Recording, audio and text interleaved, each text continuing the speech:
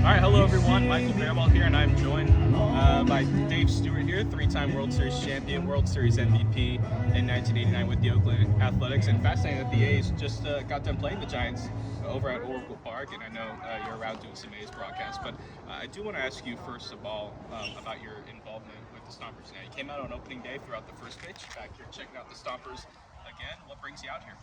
Just like baseball, it's an off day. I'm not broadcasting any games. This morning I had an opportunity to work with some young men on their pitching, and anytime I get a chance to be around the ballpark, I enjoy being around the ballpark. And so, I did that this morning. Was able to grab a quick bite before I got here, and then I walked to the stadium. You guys were already in the third inning, so I guess when you say 4 o'clock start, you mean 4 o'clock start. Yeah, pace of play not an issue today so far, even without a pitch clock. What you said you were working with some of the pitchers. What are you telling guys that are at the college level that are trying to either get to that next level, maybe transfer from lower division college up, or maybe have pro aspirations? Well, the college, the message is really the same at all levels. To start and play the game, to come out and start playing this game, you're going to be playing because you have talent, you have the skill to play the game. But to form consistency, you have to start thinking about what you're doing when it involves this game and making plans and preparation to do whatever it is you have to do for each day that you play the game.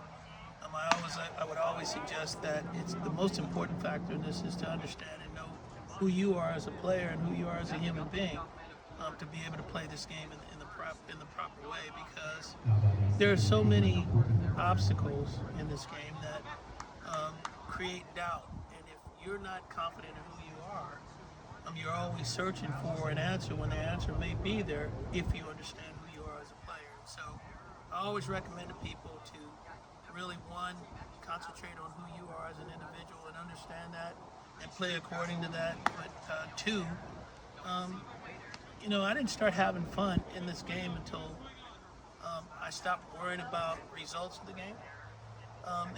And you can't, there's some things you can control and some things you can't. And the old saying is what it's always been. When you control the things that you can, you don't have to worry about the rest. And fun in the game starts to show itself when you're doing the things that are conducive to have fun. Nobody loves winning. Nobody loves losing. And so really just surrounding yourself and keeping yourself engrossed in the things that you can control will allow you to have fun in the game and eventually become a winner. I think that's something that has definitely evolved over time, is that the fun in the game you see a lot in Major League Baseball. It's kind of trickled it down. You see the celebrations and the bat flips, and that's just one of the many things that has changed in baseball from when you played versus now. You have obviously the fun aspect. It's a heavily analytical game now. You have a pitch clock. You have all these new rules. I'm just curious your state of baseball with all these rule changes. I know they're trying to bring the younger fans back into the sport, but I'm curious where you're at on it from being a full-time player and seeing it now. Well, a lot of the rule changes really aren't rule changes. They're just bringing the game back to what it was. I was talking to one of the kids this morning. I was telling him I pitched a 12-inning game in 2 hours and 35 minutes. So, you're really just getting the game back to where it should be. It's meant to be a fast-paced game. It's meant to be a competitive game. It's meant to be a game that you get the ball when you're on the mound. You get the ball. You already know what you want to do. You step on the mound, you pitch. As far as the bigger bases, I think that's more for optics in the game. Base stealers are base stealers, and it's not going to matter if you add an inch more or 2 inches more around the bases. If you're a base stealer, you're going to steal bases. If you're not, then you're not. And so I think that the bases are just for optics. The throwovers to first base, I don't know that I have an appreciation for that. I think it takes away from the strategy of the game when it comes to pitchers and hitters. It does make it a little bit easier for hitters. I think as it is, hitters have it easy enough. So that may be one part of it that I'm not so fond of, but the rest of the game is going to be what it is, and I think that you'll find eventually as time goes on, the game will evolve back into what it's always been. You'll start to see starters throwing deeper in the games. You'll start to see relievers in the roles that they should be in. I think that the opener will disappear because it doesn't really serve a purpose, and the game of baseball will be what it is. Last question. We have you here. Why don't you tell the folks what you've been up to in your life so far? Oh shoot, I've been doing so much. And I broadcast for NBC, Oakland A's games, pre and post game. I'm currently trying to lead an ownership group in Nashville, Tennessee, to be the first minority diverse-owned Major League Baseball franchise in Nashville, Tennessee. It's going to be expansion baseball. It's been talked about a lot. Nashville, the city's been talked about a lot. We're starting to get momentum in what we're doing, and our team is called the Nashville Stars. I've been in baseball for 48 years, and so this has been everything that I do day in and day out. I wake up to it, I go to bed to it. I'm expecting that expansion will happen in the next 4 or 5 years.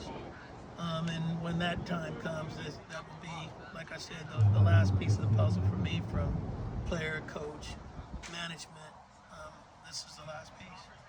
Last question before I let you go. You talked about expansion. How important is that to grow the game to other parts of the country, to where they don't have a professional sports team, and just growing the game in general? We hear that term a lot, growing the game, whether it's for the youth here in the country and even internationally as well. But expansion is also a big part of that. How important is that for Major League Baseball to continue to grow the brand of baseball? Baseball is right now, it went from America's #1 sport to, we may even be 3 at this point behind basketball and football. We may be. But I think it's important. I think expansion is important. The commissioner feels that it's important. This is part of what he wants to do, and this will be part of his legacy, going from 30 teams to 32 teams. Some of the rule changes, as you've indicated, are to bring fans back into the game, to get more interest from our younger fan base. And I think that there's a possibility that could happen. We're finding that in neighborhoods of Afro-American kids that they're straying away from the game. And so Major League Baseball certainly wants to appeal to Afro-Americans, to get them not only playing the game, but to get them back in the ballpark. And so I think that all of this, the expansion, being a minority, majority, diverse ownership group, all of these things will be appealing to fans, Afro-American fans, but fans around the game to come back in the ballpark. That's great. I surely hope this works out and we see a team in Nashville. Thank you so much for your time. I really appreciate it. Thank you. I appreciate you talking with me.